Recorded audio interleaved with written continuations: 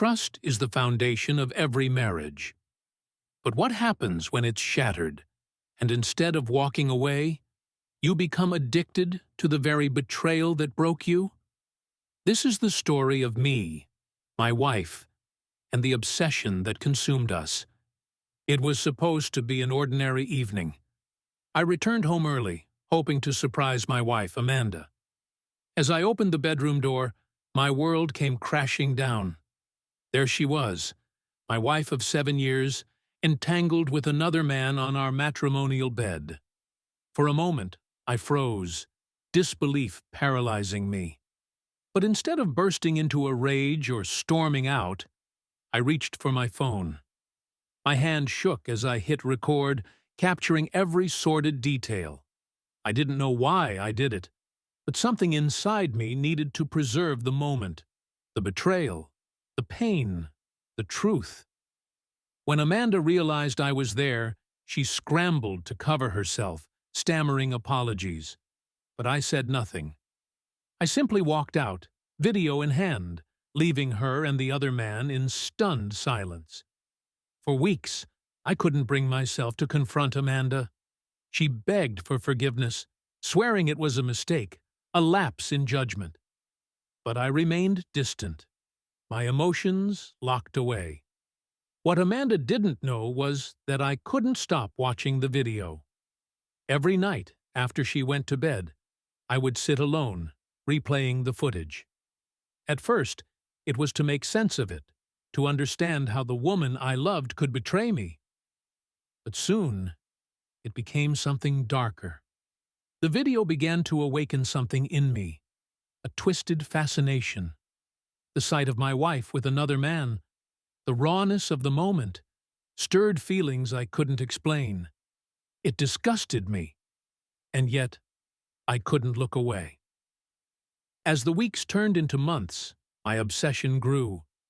I started imagining scenarios of Amanda caught in similar acts, her shocked expressions, the power I felt holding the camera.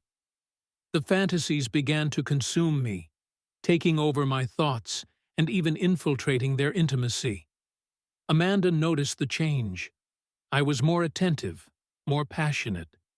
But there was something off. My eyes lingered on her differently, almost as if I was watching her through the lens of a camera.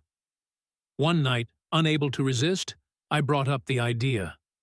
"Do you ever think about what happened?" I asked cautiously. Amanda stiffened. "I try not to." "Why would you even ask that?" I hesitated before replying, "What if we could recreate it? But this time, we're in control." Amanda was horrified. "You want to relive the worst moment of our marriage? Are you out of your mind?" But I couldn't let it go. The idea of filming Amanda in another encounter became an obsession. I started dropping hints, leaving the camera out in plain sight, suggesting role-play scenarios that mirrored my fantasies. Amanda, desperate to salvage our marriage, reluctantly agreed to explore my ideas, thinking it might help me move on. We tried role-playing at first, but it wasn't enough for me. I wanted something real. One night, I arranged for Amanda to meet an old acquaintance, a man I suspected she had a past with. I didn't tell her the full plan, but I set up hidden cameras in our bedroom, waiting for the moment to unfold. As the evening progressed, Amanda returned home with the man, uneasy but compliant. I watched from another room, my heart racing. I told myself it was about reclaiming control, but deep down, I knew it was something darker. As the events unfolded on the phone in front of me, I felt a mix of emotions, jealousy, arousal, and an overwhelming sense of power. But then, something unexpected happened. Amanda turned to the hidden camera and spoke directly to it. "Are you happy now, Daniel? Is this what you wanted?" She had known all along. My heart sank as I realized the depth of my obsession and the damage it had caused.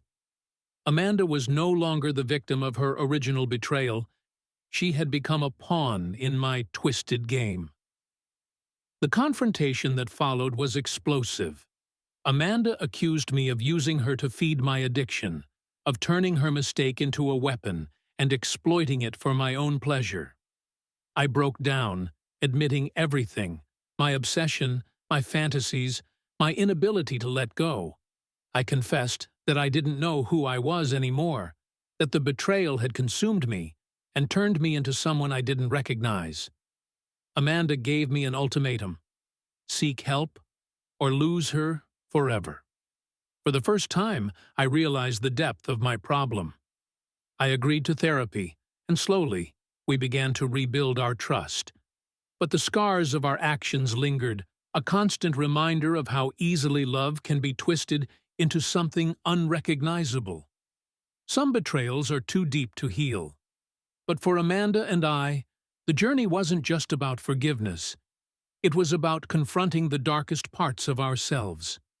In the end, our story is a cautionary tale. When trust is broken, obsession can take its place, and the line between love and control can vanish entirely. What would you do if faced with such a betrayal? Could you forgive? Or would you succumb to obsession like me? Share your thoughts